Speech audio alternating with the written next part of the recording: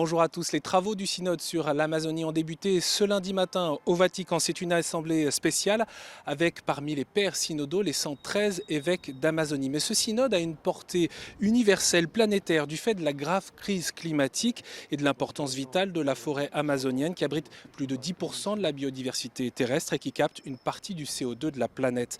Les participants ont aussi une conscience particulière des difficultés des peuples indigènes qui y vivent, dont les droits sont souvent bafoués et les milieux de vie saccagés. Son pueblos que están siendo atropellados por las minerías, la extracción del petróleo, que se lo hace de una manera de muerte, una manera donde se destruye mucho la madera, se destruye la tierra, se contamina el agua, hay muchas enfermedades también y por eso el sínodo quiere traer la vida, porque Jesús vino a decir traigo vida y vida en abundancia y están amenazadas la vida de los pueblos amazónicos. El Papa es muy valiente en plantear que los pueblos originarios, que sus territorios merecen ser protegidos, merecen ser tomados en cuenta porque se está jugando el destino de la humanidad también y mucha gente no lo entiende de esa manera. Le pape François a rappelé ce matin les 4 dimensions de ce synode: pastoral, culturel, social et écologique. Son introduction a été très personnelle sur la nature du travail et le chemin synodal. No en mesas redondas, no en conferencias y discusiones ulteriores. Lo hacemos en sínodo. Porque un sínodo no es un parlamento, no es un locutorio, no es demostrar quién tiene más poder sobre los medios y quién tiene más poder entre las redes para imponer cualquier idea o cualquier plan.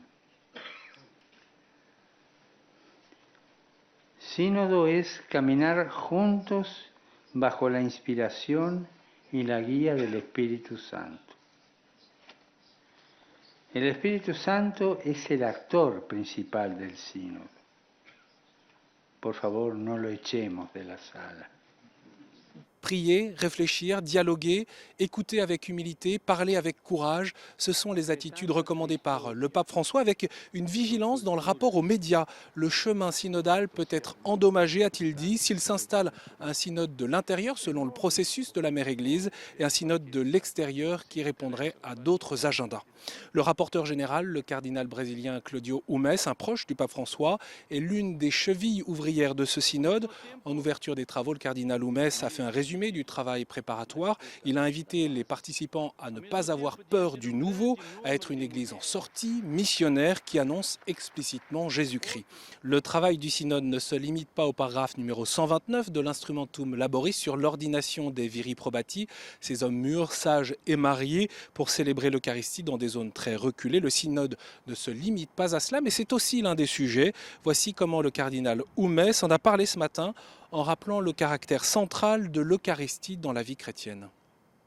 Na fase de escuta, as comunidades locais, missionários e comunidades indígenas pediram que, reafirmando sim o grande valor do carisma do celibato na igreja, isso não se toca.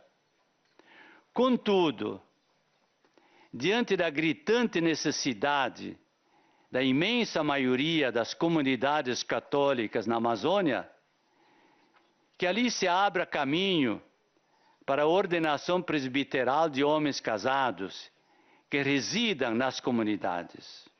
La matinée avait débuté, c'est une première, par une prière près de la tombe de Saint-Pierre dans la basilique.